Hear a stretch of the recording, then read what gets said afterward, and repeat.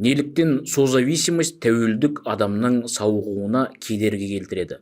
Алдыңғы екі сабақта біз тәуелділіктің мидың жұмысын өзгертетін және кешенді емдеуді қажет ететін ауру екенін айттық.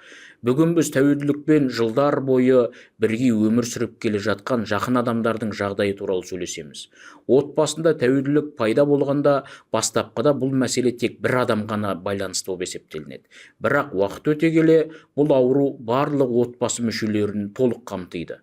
Туыстар біртіндеп тәуелді адамның жағдайына қарай өмір сүре бастайды. Ол қолданды ма, жоқ па, қайда жүр, үйге орала ма, тағы қандай мәселелер туындайды. Барлық ой бір сұрақтың айналасында болады. Келесі срыв қалай болдырмауға болады? Психологияда мұндай жағдайды созависимость деп атайды. Созависимость адам ұзақ уақыт бойы тәуелділікпен қатар өмір сүріп, үнемі эмоционалдық күйзелісте болған кезде біртіндеп қалыптасады. Бұл адамның өмірі басқа біреудің мінез құлқына қатты тәуелді болып қалатын жағдай.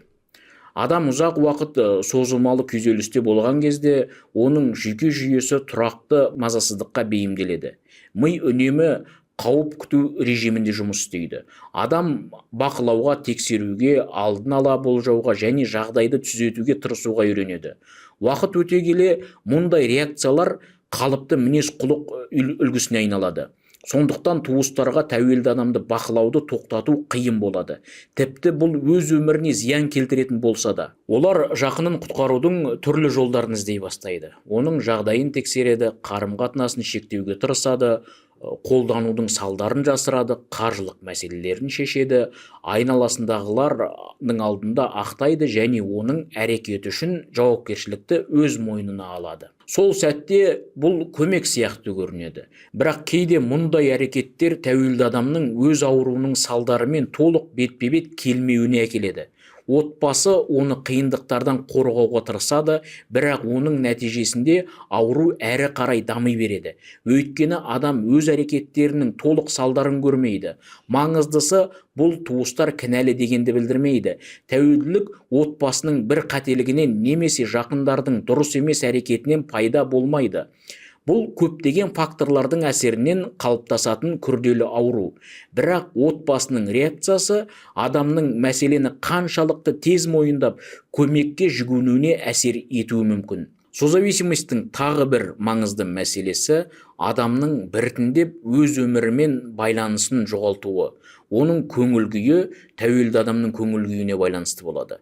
Егер жақыны бүгін таза болса, жеңілдік пен үміт пайда болады, ал егер срыв болса, қорқыныш, ауырсыну, ашу және толық дәрменсіздік сезімі туындайды. Көптеген жақындар тәуелді адамның сауығуы дәл өздеріне байланысты деп ойлайды. Бірақ басқа адам үшін сауығып кету мүмкін емес. Оның өз әрекеттеріңізбен өмір салтын өзгертуге немесе емделу жолына түсуге мәжбүрлей алмайсыз. Алайда өз көзқарасыңызды өзгертуге болады. Жақын адамды дұрыс қолдауды, салауатты шекаларды орнатуды үйренуге болады.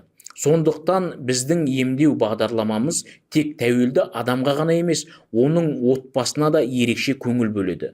Туыстар тәуелділіктің табиғаты туралы білім алады, дұрыс әрекет етуді үйренеді, қамқорлық жасауды және салауатты қарым-қатынас орнатуды үйренген кезде бүкіл отбасы жүйесі өзгереді.